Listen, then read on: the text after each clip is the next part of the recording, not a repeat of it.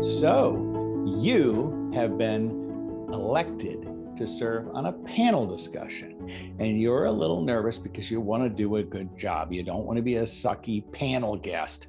Panelists want to come across great. It's a chance to give the world some understanding of your expertise, and it's also a chance to feel embarrassed or screw up or do it wrong, and you want to make sure you do it right. So I want to talk to you about what's right and wrong. And I'll tell you what's right, and what's wrong is the way most of the time panels get set up.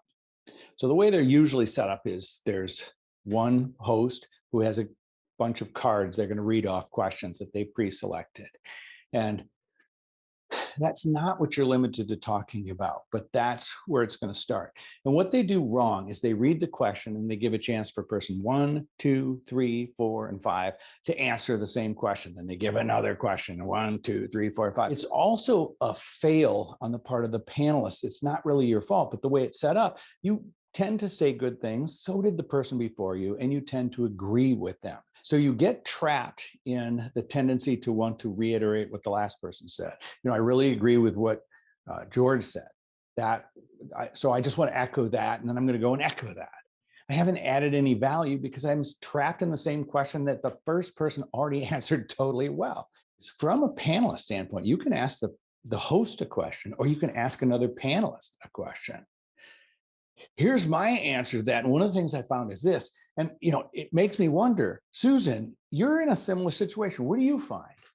I don't have to wait to be told to talk. I can hop in, I can steer it to someone else, and I can be conversational in it. I'm going to rescue the host from the most boring, monotonous panel discussion possible if I discuss. Now, one of the big questions people have is, where do I look? What am I supposed to do when I'm talking? Who do I look at? And where do I look when I'm not the one talking? So simple ideas for this. Just like with presenting, you're actually sharing your information to the audience. That's really who you're answering out to, but they're not the only one present. You have your panel host, you have your people on either side of you, and you have the audience. So I tend to include people in my conversations and my answers, and I answer out to the audience. And I look at a different person each time for about a thought. I'll switch to another person. I'll bring in the panel, and I'll look at the host. So, for example, I love that question. There's a couple reasons. We've both experienced this before. So in my situation, XYZ 1, 2, 3, and my answer is XYZ 1, 2, 3. I mean, you've had that, right? Now, in that answer, I looked at the host, I looked at my fellow presenter, I looked at different audience members, and I tossed it over to somebody else. Use something like that. When you're listening as a panel host, you want to be active, appreciate as well. You appreciate the audience, you nod and actively process what the co-panelists are saying. When they say something that you like, you can agree with it non-verbally. So you can use your active language just like you would in a meeting.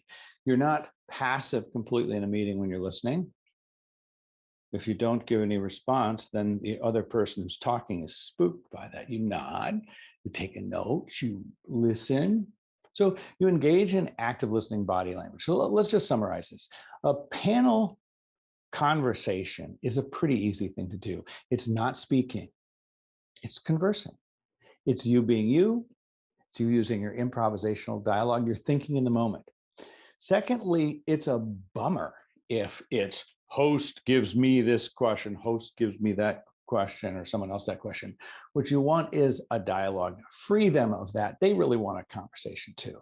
So when you get something, you can involve other panelists.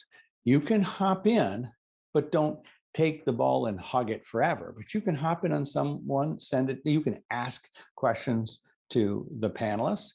Once on a panel, I even asked the audience question. This is really important. I want to hear from the audience.